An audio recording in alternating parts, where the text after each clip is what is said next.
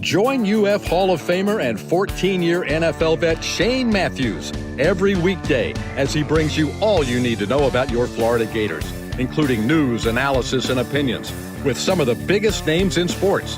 Find us on Spotify, Apple Podcast, Google Podcast, or wherever you listen to your favorite podcast. Or watch us live at 8 a.m. on Facebook, YouTube, and Twitter.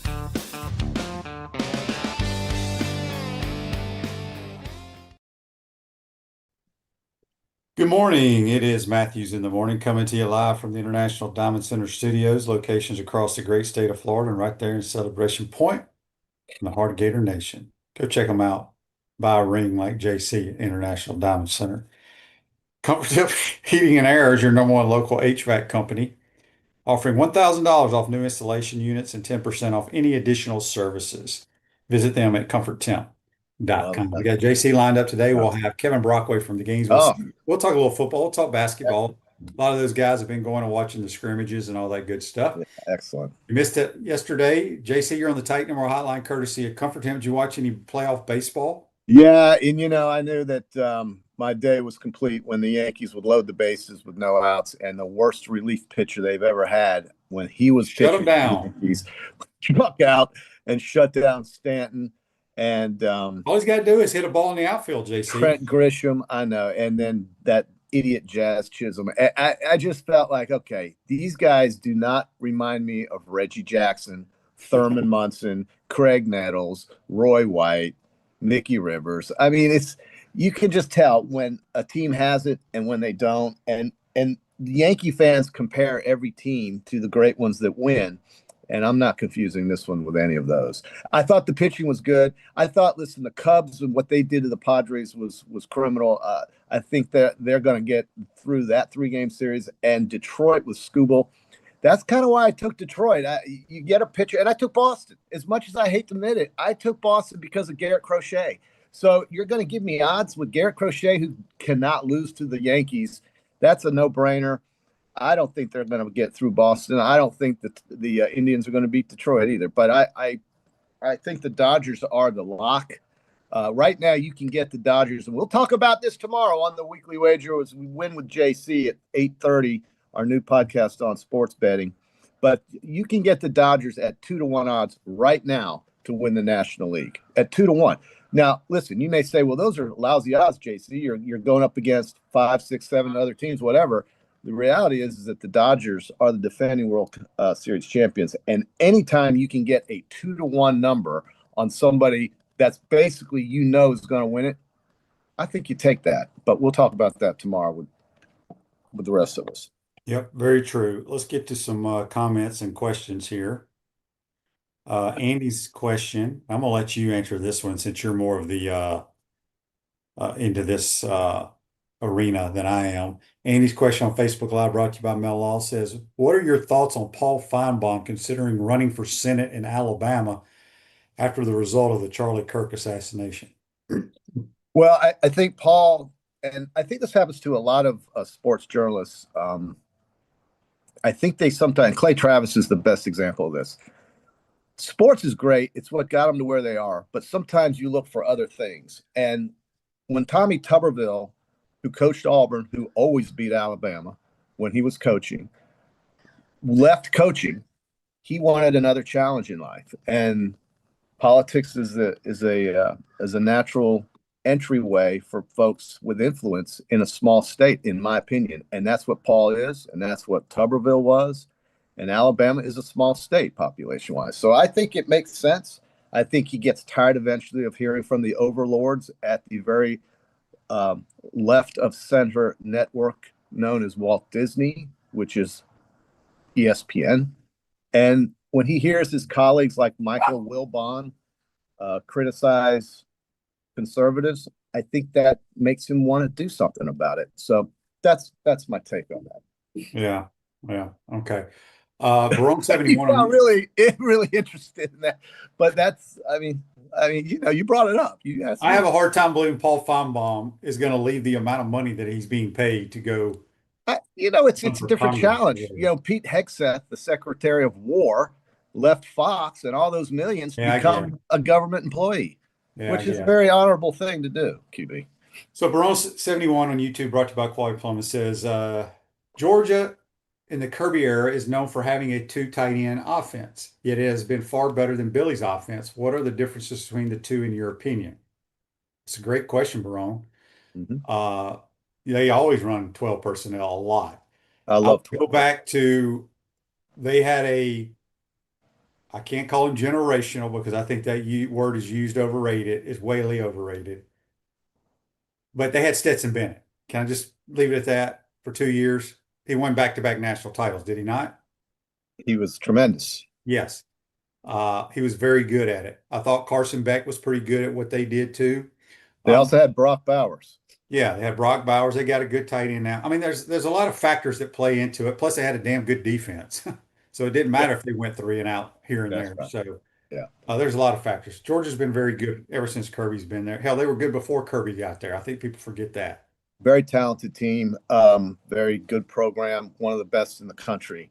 You know, as I sat here over the open day thinking about some of the things I heard, the great Kevin Brockway, who's coming on here shortly after me, I read something he posted about this is the quote of the year. This is the quote of the year. Talking about your coach's Billy Napier's play calling or taking the reins of the play caller. It's been 8 years for me, and it's the only way I've done it, and it's what got us here. And I'm thinking, wow, we got here with that, and they're sitting at 20 and 22. Well, here's what he's saying, JC. He's not wrong. Well, He's not wrong because think about it. He got hired because of what he had been doing. Sure. And it's not working here. I get it, but I've said this multiple times, and I'm not going to talk about it after this statement. I'm done with it. Well, there's nobody on this staff that can call plays. Yeah, QB, nobody on this staff has ever called a play. If you don't adapt, if you fail to adapt, plan. Okay, that's fine. That's his problem. I don't know why people worry about it. Well, it's everyone's problem if you like the Gators. Right, but it doesn't matter. Nothing is going to change because there's nobody on the staff that can call a play. Well, that's his fault. Nobody tell me Russ Callaway because Russ Callaway did not call plays at Sanford. I know. Yeah. Chris Hatcher did. Okay. Yeah, I know. But there's only one person I think on the entire staff. Yeah. And he's not on the staff. He's an analyst that's called plays. Yeah. Because Coach Spurrier went through a very short, brief period where he let Bubba and GA call plays. Yeah. And that didn't last long. Do you know on plays of 20 or more yards, we're dead last. Is ranked 119th behind Auburn and Kentucky. Yeah. And if you want me to sit here and think that in 10 days since that fiasco in Miami and Baton Rouge, that things have changed or are going to change against a defense that's coming in here ranked 4th in rushing, ranked 2nd in scoring, ranked 6th in the country on third downs, and ranked 4th in the country in total defense, you're delusional. And it's not going to happen. And I hate saying that and being negative, but I'm trying to be realistic for once here. And I think it's going to be ugly on Saturday. That's what I think. Gator Art, I meant to bring this up the other Hope day. I'm wrong. Gator Art on YouTube, brought to you by Quality Plum, says picking an anti-American Bad Bunny was a bad decision. He's talking about the halftime show. I have no idea who Bad Bunny is. Do you, JC? Yeah. I learned about it yesterday when I saw the news that he was going to do it. I think it's a preposterous decision. I think they want to. I don't know if they're trying to alienate fans or if this is a very polarizing figure. He is a Trump hater. He's one of those guys. And, whether you like or hate the president is irrelevant. We're talking about a halftime show, and he is very outspoken and has a lot of very pointed views on certain things that I think are going to alienate a lot of the folks that watch it. The best thing you can do if you don't I don't watch it anyway, so I don't care. Turn the channel, I've never even heard of the person. Watch something else. Yeah, watch something else. Adam says on Facebook Live, brought to you by Mel Law, Shane, if DJ struggles in the first couple of drives Saturday, would you pull Lagway? Yes. Play Tramel Jones? Anything? Look, I do a podcast every week with Coach Spurrier during football season. He said he would have benched DJ in South Florida. He would have benched DJ at LSU, and he would have benched him at Miami. Yeah. But Billy has said that DJ is our quarterback. That's his philosophy. But I absolutely would have go down with the Titanic if you want to, my man. I'm finding a lifeboat, and the thing is that you can you can adapt. Again, we go back to this theme. The guy fails to adapt to the situation at hand. And it's either I during don't the think it's that. I think a lot of it has to do with the amount of money being paid Oh, to I'm the so player. I think that's a cop out. That's a Well, cop I out. mean, I think that's part of the factor. Well, then he's copping out. He's failing the school. He's failing the job, really. And it almost makes you think like he's trying to get fired to get that 10 million in 30 days and then get the rest of it. And speaking of that contract, QB, I read this too. This is amazing. Many coaches who get fired because of poor performance have buyouts, QB. This is from a guy named Darian Heitner. He says so many coaches who get fired for poor performance have buyouts, but with offsets against future pay.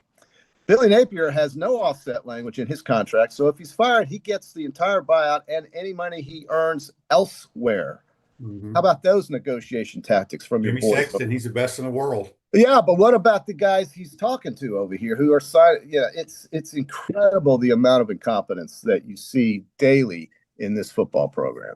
I'm sorry, it's enough's enough, man. Whatever. Um, Talking. JT on YouTube, brought by Quality Palma, said, I heard a podcast of former coaches say, in this era, Ole Miss is no different than Florida. I think that is ridiculous. UF has an athletic department is much closer to Texas, Bama, Georgia, if not better. Yeah. So JT, I kind of touched on this yesterday, I believe.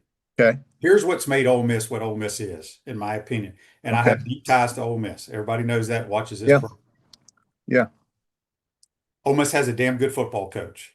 They do. Ole Miss has a damn good basketball coach that they took a chance on, right? Ole Miss has not cared about taking chance and risk with people. They're good in baseball as well. But their athletic director is a guy named Keith Carter, who played basketball at Ole Miss. Okay. The head of the NIL, called the Grove Collective, is a former Ole Miss linebacker named Walker Jones, who worked for Jimmy Sexton. He worked for Under Armour at one time, but he is in charge. So Okay. the way it's lined up there, obviously everyone in charge, well, obviously Lane didn't play at Ole Miss, but the other two dudes did play at Ole Miss. Okay. So they have a lot of ties to the money folks at Ole Miss. Yeah. And I think that's what has taken them the next step in their athletic department. That may not make any sense to people, but it does to me.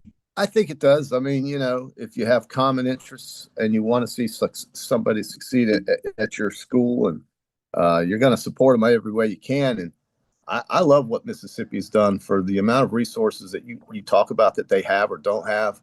It's incredible. Just go walking through that campus and looking at it. They were not the last school in the SEC to put up a football facility. They were not the last school in the SEC to put up a competitive baseball facility. They were not the last school in the SEC to have a beautiful basketball arena. They do things well there.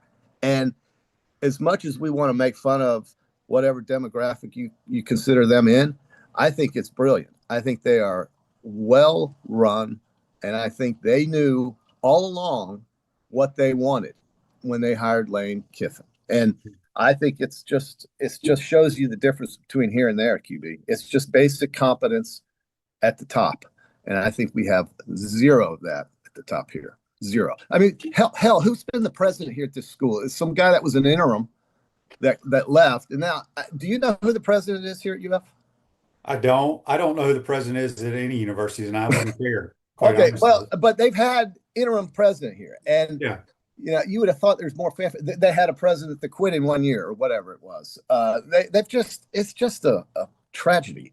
And we talk about the admission standards that here I am just crapping all over you. I got to stop. I'm going to stop. I'm not going to do it. CRB on YouTube. Folks. It is what it is. CRB on YouTube, brought to you by Quad Post, says, QB, where would you speculate you have to be right now if we had hired Gus Malzahn to run the offense for the season? It would have been a terrible fit because our quarterback ain't a runner. Yeah, and he's 247 pounds. You have to have a runner for Gus Malzahn. Well, I mean, Nick Marshall, was he a runner? He was a damn good runner. He was? Okay. He was phenomenal. He couldn't throw from me to you. Yeah. Nick Marshall was outstanding. He turned into a defensive back. I mean, that's what Mullen liked too. He liked those quarterbacks that were just big. But his guys had to throw a little bit too. All right, this is Rick in Jupiter on the Titanmar text line. Who would you rank currently? Oh, hang on. First of all, he says, on your weekend off, were you able to watch both Fox and ESPN pregame shows? I think Fox with Barstool is better than the Disney Boys at ESPN. I don't watch either one of them, quite honestly. The only time I have watched Game Day in the last 10 years was Lee Corso's last show. And I watched like the last 10 minutes. I do not watch that show. I don't watch any of them. He also said, would you rank currently as your top 3 to 5 QBs in college football and what you had in preseason, any changes? I think about that. Yeah, obviously there's some changes. There's reports coming out of Baton Rouge that Garrett Nussmeier's got a lot of injuries, and that's why he's playing poorly. I can see that.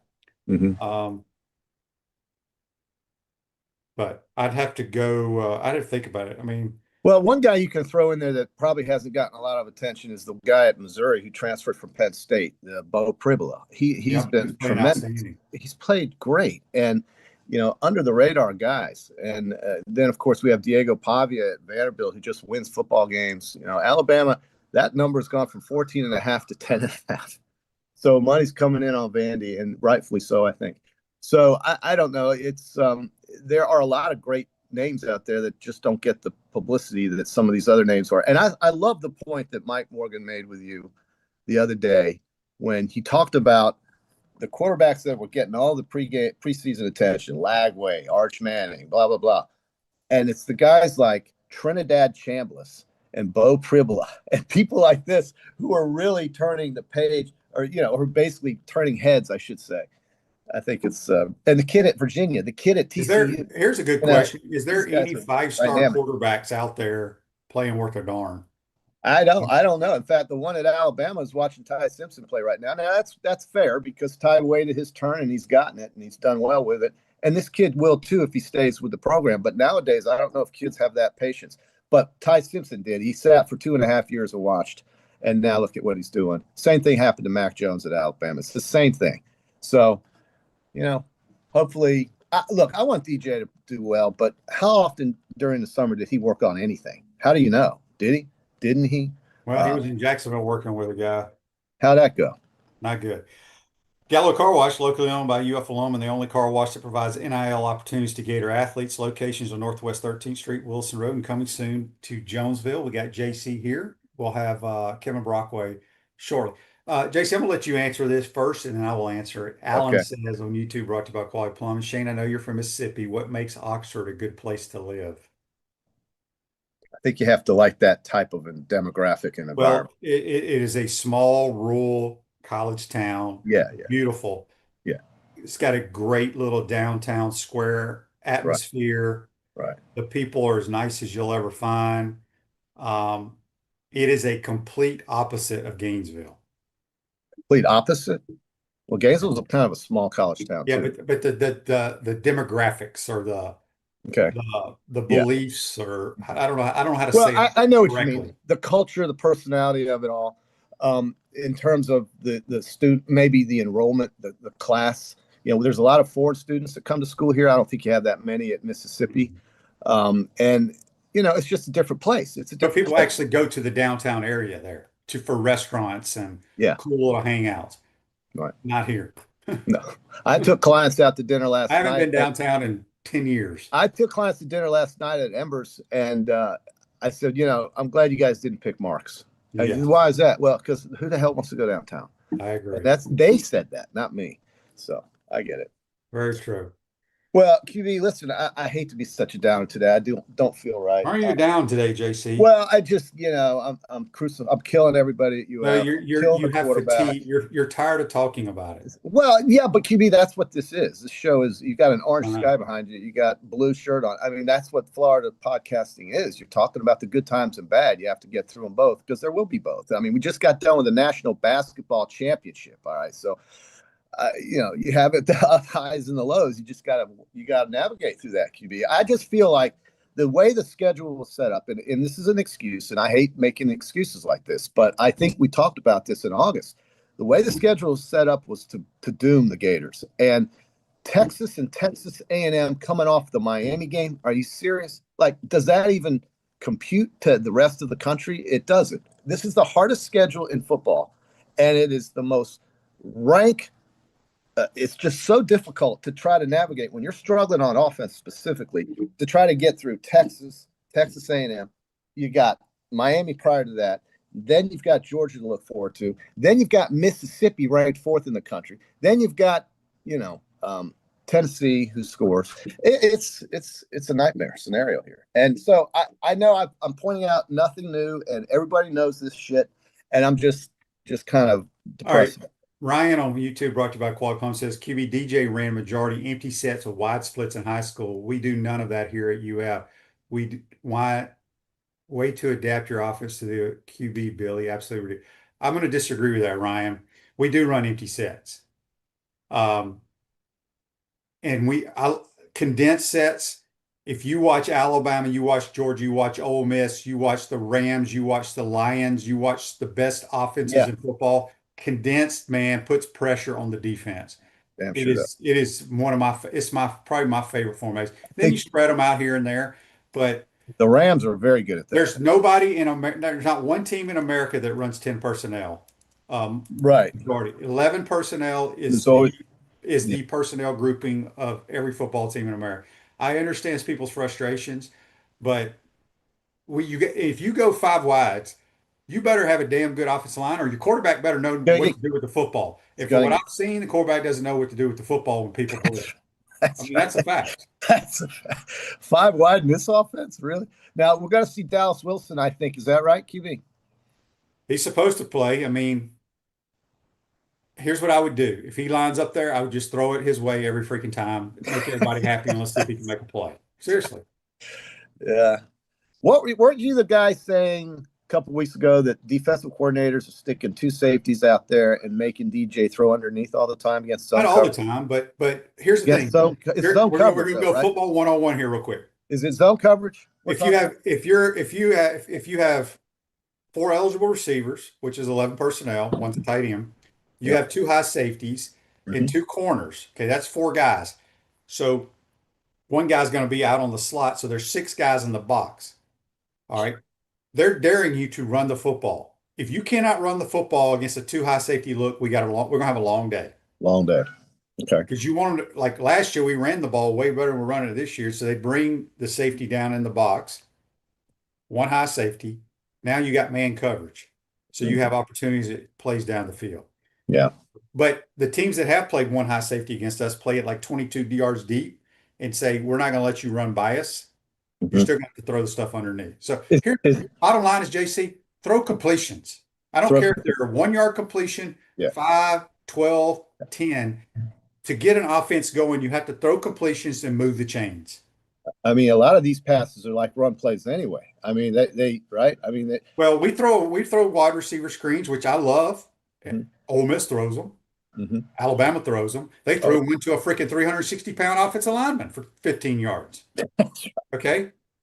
It was one of my favorite plays I've ever seen. Yeah. At that time of the game, you better trust that big joker to catch it because that's a lateral. That ball's live. And they practice that. So well, they did, but he could catch it in practice. That didn't mean the big guy's going to catch it in the game. But it's true. He was very athletic. I think the play on 3rd down that locked the game away when they had the tight ends lock up that linebacker and hit that running back to get the 1st down was just brilliant. That's Ryan Grubb. And a lot of these coaches who are assistants really do help their head guy when they're as good at what they do. And I still don't know what assistant coach here at Florida really sticks out like that. Is that right or wrong? It's a valid point. Yeah. I don't know. Ryan Grubb was calling plays for the Seahawks last year. And he was calling plays for the Washington Huskies when they went to the final with a quarterback who could deliver the goods. And that's what you need. You need that kind of help if you're the head guy. And, of course, he's responsible for assembling his staff. So, once again, it comes back to that. Zach asked, is Ole Miss's running back Lacey a 4 or 5-star? He's quick and shifty. He's a damn good back. I doubt he's even a 4-star. None of their receivers are 4 stars or better, and they're quick as cats, man. They know how to get open. They know how to get open. Where is he? Yeah. I don't know where Lacey. I think he's from Texas. Is he? Barone thinks I speak the truth. He says that's why we're going to start me as a mayor for Gainesville campaign. There you I'll go, be, JC. I'll be outnumbered by 5 liberals, but it's okay. If I'm the mayor, we would get things done. This day in sports brought to you by Campus USA Credit Union. Put some star power to work in your financial life at Campus USA Credit Union, where proud member Stephen Orr Spurrier banks. Property taxes are going up. JC, 1903, Oh, first yeah. baseball World Series game ever played.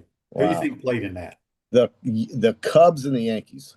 That would be the Pittsburgh Pirates beat the Boston Americans Americans. Okay. 7-3 at Huntington Avenue Ballpark. Jimmy Sebring hit his first home run. Deacon Felipe is the winning pitcher, and Wow. Cy Young is the loser. Cy, come on, Cy. Come on, Cy. I think Paul Skeens wins the National League Cy Young Award. Hey, is there anything more than a guarantee? How many more years is Paul Skeens Pittsburgh Pirate? Well, let's see. This is his second year. I guess his rookie contract is for 3, so maybe one more. I will bet you all the 12 lunches you owe me that Paul Skeens, when he becomes a free agent, will be wearing the pinstripes. Oh, God. That's a guarantee. Yes, please. Well, I mean, listen, the Dodgers pay for players. JC, I've not watched a baseball game until the playoffs start off. I sat down. The Yankees' first 4 batters, I'm going, how are they paying for these 4 guys? Give me the first 4. Tell people who the first 4 batters are in the Yankees lineup. Oh, Aaron Judge. No, Goldschmidt. Paul Goldschmidt, yeah. Judge. Jazz. Cody Ballinger. Cody Bellinger, yeah. Bellinger. And then freaking Stanton. I'm like, first of all, who leads off with Paul Goldschmidt? I mean, who does? This guy Boone. He's showing us he can't win in the playoffs. Now, listen, they're not dead yet. They've got to win 2 home games against Boston, and Garrett Crochet is not involved. That's the good news. You got Carlos Rodon pitching. I think there's a chance for the Yankees to pull this out. I'm not giving up yet. But the curse seems to be on the Yankees that used to be on the Red Sox, because the Red Sox never beat the Yankees. Now they're beating the Yankees. So it's brutal. But listen, I love the baseball in the afternoon. It helps get me through the day, man. I'm going to play golf today. I'm going to have my eye on those games. I'm going to bet on them.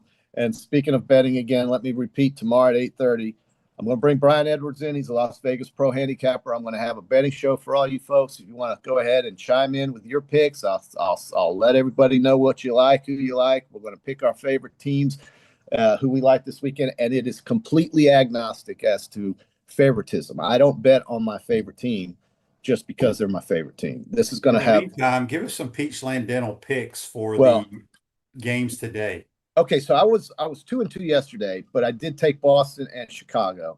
I took the Reds because I was hoping for a big upset with that huge number that Hunter Green was getting as a pitcher. I don't think it was a bad bet, but they weren't going to beat the Dodgers. And then for some reason, I thought Cleveland getting a big spread against Scooball because they beat them last time was a good pick. But 2-2 is 2-2. I can live with that. Basically, you want to try to go 60% if you do this kind of stuff, and that's hard to do. But today, we've got the Tigers again with the Guardians. I call them the Indians. I like the Indians. I think the Padres will extend their series 3 games against the Cubs. I think the Yankees will do the same against the Red Sox, and I think the Dodgers eliminate the Reds. And if the series goes 1-1, they travel back to the other teams. No, these are all home. These are all home games at the higher seeds ballpark. Are you 100% sure of that? Yeah, they're not traveling from one place to another for one game. No, the higher seed, the Yankees are the higher seed than the Red Sox. They're not going to go to Boston and then back to New York. I'm 100% sure of that. Why did you think it was otherwise? It only makes sense. I could have sworn they did that last year. Well, I don't think so for one game. And they do change, it seems like, the postseason format. They do that. But now this game is going to be in Cleveland, New York, Los Angeles, and in Chicago, Wrigley Field. But it's a 3-game series. It used to just have 1 game between the lowest wild card team and the highest. So now at least they've gone to 3. But It's amazing how long the season is. And just like that, poof, your season's over in 2 games if you don't perform in the playoffs. Very true. All right. JC, So last thing before we let you go here. Brawl Yeah. 71 says, JC, how many times have you eaten at Dreamland Barbecue? Do you use the bread or ask for napkins? Well, it's been a long time, Barona. Thank you for the question. I ate quite a bit there during my college days in the 80s. It was a lot different back then. You're talking about something that you never would know served food when you pulled up to it. You would think it was Very true. an abandoned house. But that was when we had home games in Birmingham. So anyhow, I have gone though. It's a legendary place for sure. But QB, man, listen, get Kevin to make me feel better today, because I think we got some bad days coming. I hope I'm wrong.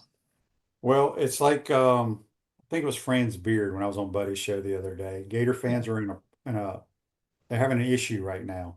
Yeah. You want to win games, but you don't want to win games. Right.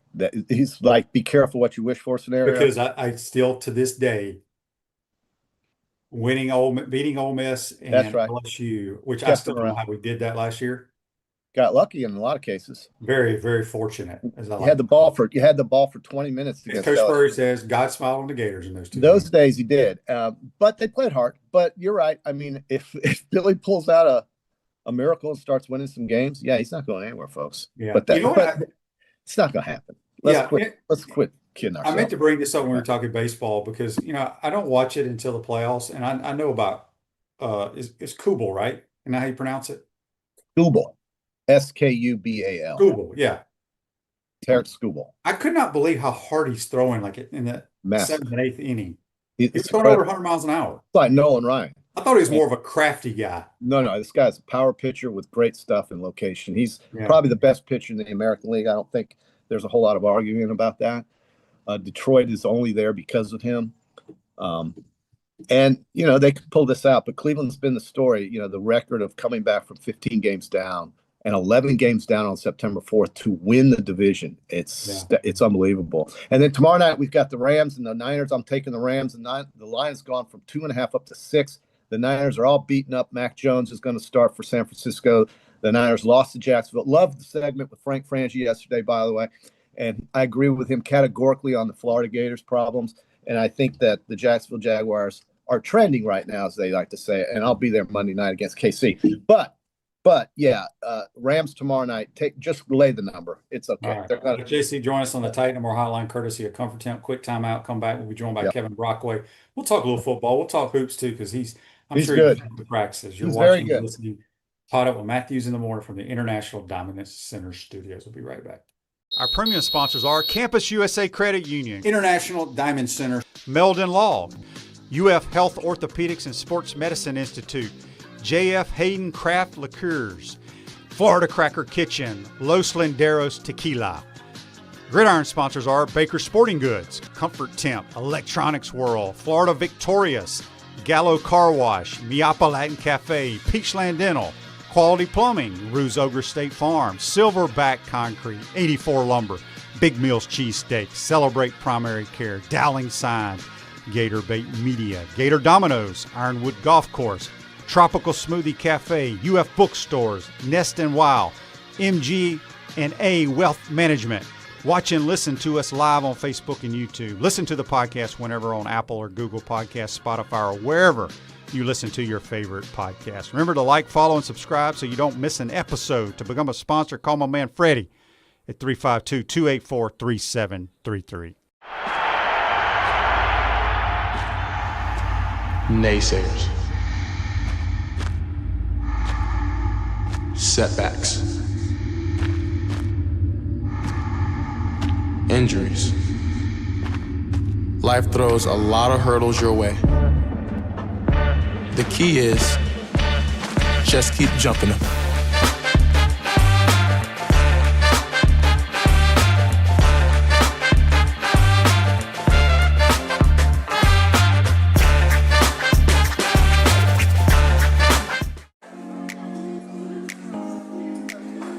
Coach, it always impressed me how you beat Florida State to win the 1996 National Championship. And I was really impressed with your 06, 08, and 09 Gator teams. And the way you coached Danny to the Heisman Trophy. A lot like what you did with Tim Tebow. You know, you won more SEC championships than you lost home games at the Swamp. And you had plenty of super games in front of our Gator Nation. Yeah, there really is something special about the Swamp. I guess that's why we say about the Swamp, only the Gators get out alive. To the Swamp and the Gators, with the best beverage served at Spur's Gridiron Grill, 100% agave, Los Landeros tequila, aged in bourbon barrels for a smoother taste. I think you mean head beer coach, 1966 lager, a crisp, light, bodied lager for easy drinking. Nope. Los Landeros tequila, smooth enough to drink neat, bold enough to elevate a cocktail. 1966 lager, enjoyed on game days in the fall or whenever you need a winning cold brew. Los Landeros tequila. 1966 lager. Los Landeros. 1966 lager. Y'all stop bickering. Okay, you're both wrong anyway. The best thing Spurrier's Gridiron Grill offers are Jerry's famous chocolate chip cookies.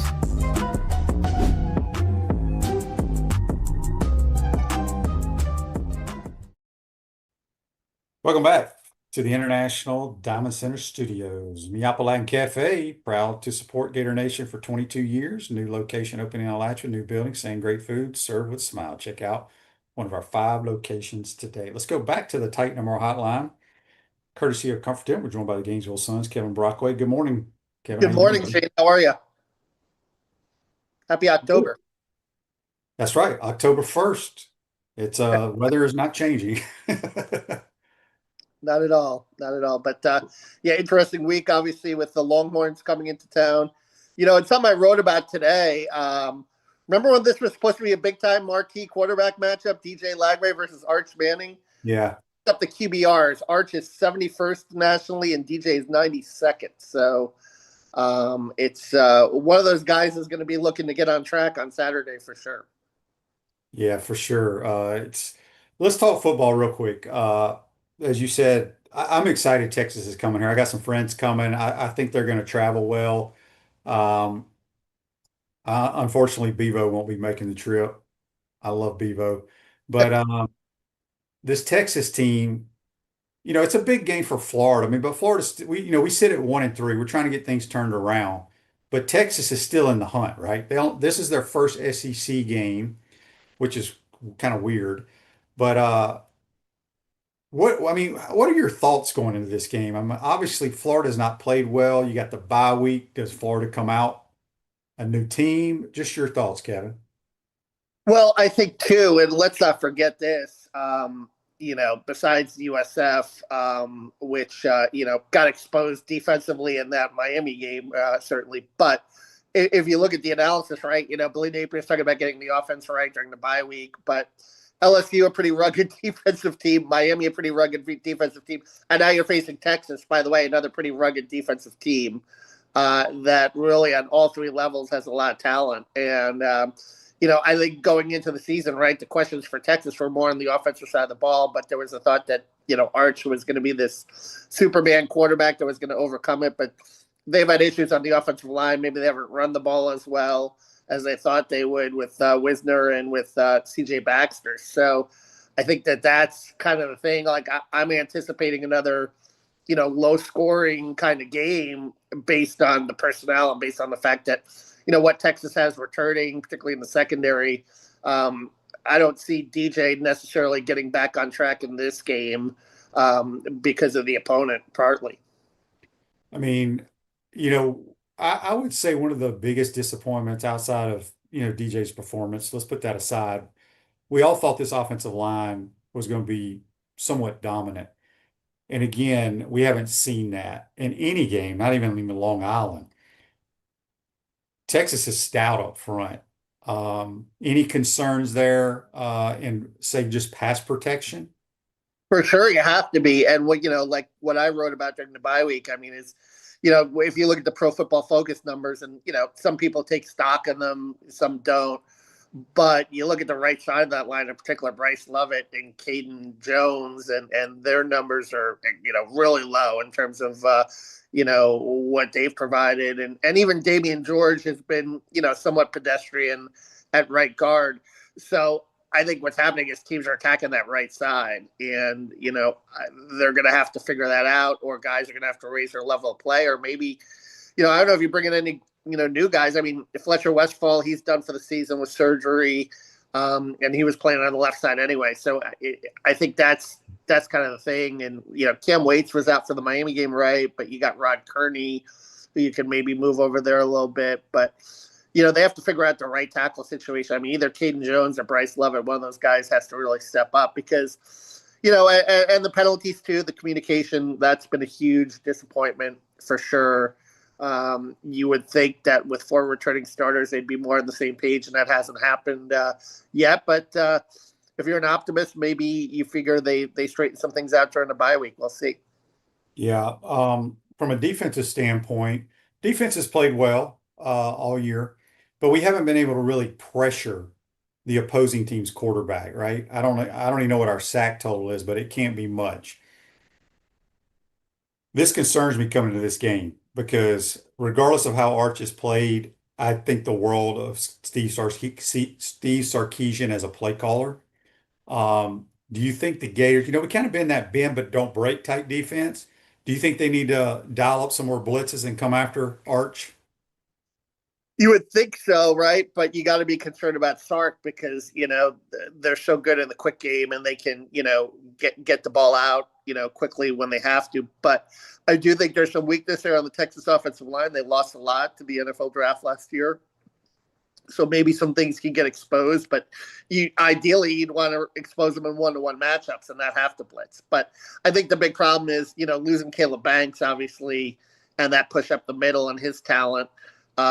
It's going to be hard. And Brendan Bedd, I guess, has overcome the spitting incident somewhat and has at least played, decently well. But, really on the edge, you lost LJ McCray, right? Kofi Asari is a guy who I think, showed a little promise in the Miami game. Jaden Woods got his first career sack in that game. So, you're going to be rolling with that. George Gums really hasn't done much so far this year. And you're hoping that, you can get a little more off the edge from him. So I think Ron Roberts has done a decent job, like you said, but the game-making plays and turnovers too, they've forced some. And obviously Cormani had that interception in the Miami game. But you love in this kind of game to get multiple, right? And to steal multiple possessions in this kind of game because I think that's, one of the things it's going to take to get an upset.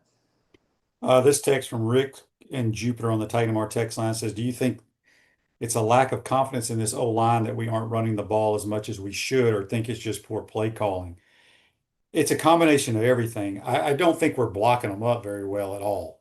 Obviously people want to give Jaden Ball X amount of carries, but, as a play caller, if you're getting hit 2 yards in the backfield, it's hard to call some plays, right? And, the offense, whether it's pass protection, throwing the football, running the football, it's just been poor all year long. I mean, I don't know. The execution has been terrible. The play calling hasn't been great. It's a combination. It's just been a disaster. Wouldn't you agree with that, Kevin? Yeah, and I think, Austin Barber is a pretty good run blocking left tackle. You wonder, why you don't run behind him a little more? But I do think that, with regards to that, Billy Napier talked a lot too about, getting on schedule. So maybe you would see a little bit more of trying to run on first and second down just to make things easier for DJ on third down because he's been in a lot of third and long situations throughout the season. And if you look at their third down conversion percentage, I mean, they were 0 for 13 against Miami. They're, 30% on the year. That could be a way to make third down a little easier. Florida fans might not want to see that, but you would like to see them. I mean, Jaden Moore is a talented guy, and Jacoby at least showed a little bit more in that Miami game. So it would be nice to see them try to establish a run a little more. But again, that Texas defensive front, I think it presents another difficult challenge to be able to do that. And I think it's up to the offensive line to be a little more dominant, Shane, as you say, and block better. And we haven't seen that early in the season. Yeah, it's been a disappointment for sure. Text here on the Titan MR text line from William here in Gainesville. He wants to know, Kevin, who is on your short list to be the next coach at Florida? I don't know who's on my short list, but in terms of what we're hearing, but a name to me that's interesting, and with Arkansas firing Sam Pittman, it complicates things a little bit. Rhett Lashley's an interesting guy. Like, I remembered him when he was an offensive coordinator at Miami. I remembered him obviously when he was at Auburn too, so he knows the SEC, he knows the state. He's a spread guy, Shane. And what have we seen over the last 2 decades? We've seen Urban be successful offensively with spread. We've seen Dan Mullen be successful offensively somewhat with the spread until, things kind of went south for him towards the end. Whereas the conventional guys, right, Muschamp, McElwain, and now Billy, hasn't worked so well. I think the spread offense plays better in the state because of the speed. And I just don't think that some of the teams in the SEC, you try to outpower them and it doesn't work. So I think that's interesting to watch. And I just think that, a spread guy, someone that can take advantage of the speed within the state would be interesting. And Lashley, obviously taking SMU to the college football playoff is an interesting guy. And, Lane would be a popular guy. He'd be a slam dunk, obviously. You hear Eli Drinkwitz also. A name I heard was Marcus Freeman, which is interesting. And I heard that he's having some of the same concerns at Notre Dame that Brian Kelly had. But that would be somewhat of a home run hire if that could happen. Daniel says on Facebook Live, is Matthew McConaughey coming? It's interesting. Coach Burger was asking me that the other day. He never got his picture last year. He was hoping he'd get it this year with him. So who knows? All right, let's switch gears. Basketball has started. There's been a lot of clips on Twitter or what have you from practices. I know they're having a scrimmage against Illinois later in the month. Is that correct? October 25th in Orlando. So it's a secret scrimmage, but if you can find the location and knock the doors down, maybe you can get in. But they have these unpublicized scrimmages and so forth. And I think some of them have gone public now, but it's kind of, I just think that the whole thing is kind of silly. But kudos for Florida for setting up a marquee opponent for that secret scrimmage. And, hey, it'll be the best team that'll come to the state in the non-conference, unfortunately, given the schedule. But that's another story. I think that I really think Florida got, the short end of the stick there with the Duke thing. I think, Florida won the national championship. Duke should be coming here for the ACC SEC challenge. But that's my soapbox on that. Yeah. Is that scrimmage going to be open to the public? No, because, it's a quote unquote, it's supposed to be a non-publicized secret scrimmage. But this I could have sworn last year I watched on ESPN, Arkansas played somebody and it was on national TV. Yeah, now some of these they get waivers or we would call it for things like that, and they could do it. But I don't think Florida went that route this year, so I don't think that it's a confusing thing now where they could. I think you can do it now, but you have to raise the money for charity or something like that, or they started that a couple of years ago. Where you're now allowed to publicize some of these scrimmages, but most of them are under lock and key, and I believe this one to be the case. If it's different, I'll find out and let you know. Who wins between your alma mater and the semis? You'd like to think Miami, but Mario Cristobal's terrible off of bye weeks. And, it's something, it's always the ACC. Remember last year they ran the table in non-conference too. Miami gets tripped up in the ACC often. And, I don't know. They just never have seemed to take that conference seriously, or there's never been a pride to, let's go win the ACC, because maybe they don't have the tradition. They've only been in there 20 years, but, they had the 1 year under Mark Richt where they got to the title game and they got bulldozed by Clemson. But that's the only time they've been to the ACC title game in 20 something years. And they always seem to get tripped up in some of these ACC games. They don't, the crowds aren't the same as facing Florida because, who's going to come to a Miami-Louisville game at Hard Rock Stadium in, the middle of October? And they kind of get lulled into this. But FSU will be a big game. I'm sure they will be up for that. It's in Tallahassee. It's a huge rivalry. So, I'd be a little concerned about Gus Malzahn dialing up some things. He's a pretty good play caller. But I think coming off the Virginia game, maybe you get FSU at the right time. Yeah. What surprised you the most so far early in the season with the SEC in football? What I think Aguilar at Tennessee has been very good. And that has surprised me a little bit, and the fact that Duvall's, I thought, with what happened with Nico and how that, transpired in I guess May, right? And you're breaking in a new quarterback in fall camp. It couldn't have got it. It didn't matter if they had Kevin Brockway enrolling. You were going to be better than Nico. Yeah. That's But how bad he to be really a blessing is. in disguise. But to bring in a guy like Aguiar, who, certainly was, not heralded, right? And he's the second best passer in the league now. I think that obviously says something about Josh Heupel for sure, and his coaching ability. And, they took Georgia to the wire. But yeah, it's been topsy-turvy, I think I posted this on Twitter, right? By the transitive property, Virginia right now is better than Georgia, right? Because Virginia beat FSU, who beat Alabama, who beat Georgia. Yeah, well, Virginia's not a bad squad, but I will take Alabama and Georgia any day of the week playing Virginia. That was a heck of a game on Saturday. That was a high-level SEC game, and watching that that was a heavyweight bout. And Kalen DeBoer bought back a little equity for sure, Shane. In terms of where he was after that FSU loss. But again, they're another program kind of similar to Miami, where they get the big win, but then they seem to, last year under Kalen, they seem to let down in some of the other games. Text here on the Titan MR text line from Jimmy. He wants to know, who are your top 3 Heisman front runners right now?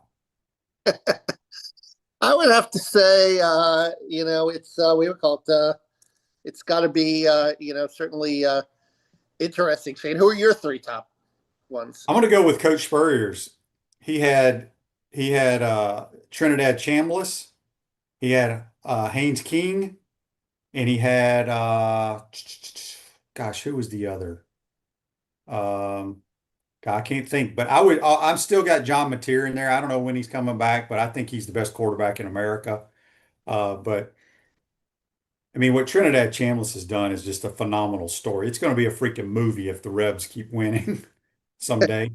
But there's still a lot of football left to be played. Exactly. I mean, I think Mateer is certainly in the mix for sure. Certainly what he's been doing, and maybe Carson Beck. Who knows?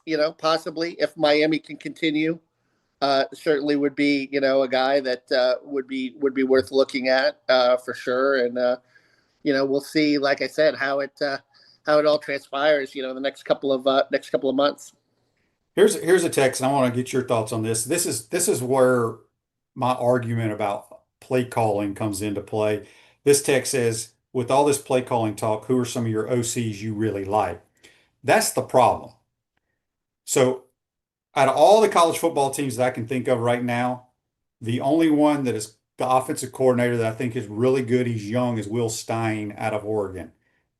He does, or Steen, however you pronounce it. He's a very good little play caller. I can't think of any other play callers. I think Georgia Tech's Buster, or whatever his name is pretty good. I mean, Kevin, do you have any, do you have a little black book with offensive coordinators in the top drawer of your desk? I wouldn't. Andy Kodalinski. Who the hell is that? From Penn State, was a guy. No. But he got exposed a little bit, I thought, in that game against, certainly against Oregon. But he was a guy that I think was high on a lot of people's lists as a guy that could potentially be a head coach down the line. JB says Cade Bell. I think Cade does a good job at Pitt, but I mean, they struggle. I mean, look, here's the thing is, regardless of what you think about Billy Napier, and I'm in the same boat, it's even if he had hired an offensive coordinator, we could still be sitting here bitching and complaining, because there's only about 5 guys in America that are elite play callers. The majority of them are head coaches. Yeah, no We're question. going to see one of them Saturday in the Swamp.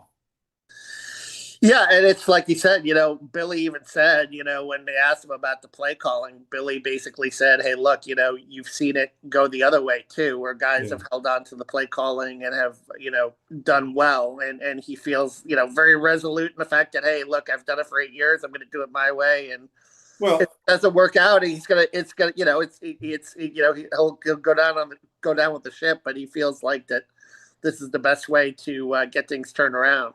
Yeah, I mean, look, that's his call, and he has every right to do that. I just think fans think if somebody else was calling the plays, that we were going to be better. I don't know if that's a fact. If that who knows? We don't know that. I go back to the Muschamp era, right? Will's a really good defensive-minded guy. He had a different offensive coordinator every year. I'm pretty sure. Yeah, exactly. And they had Charlie Weiss, and that didn't work out. And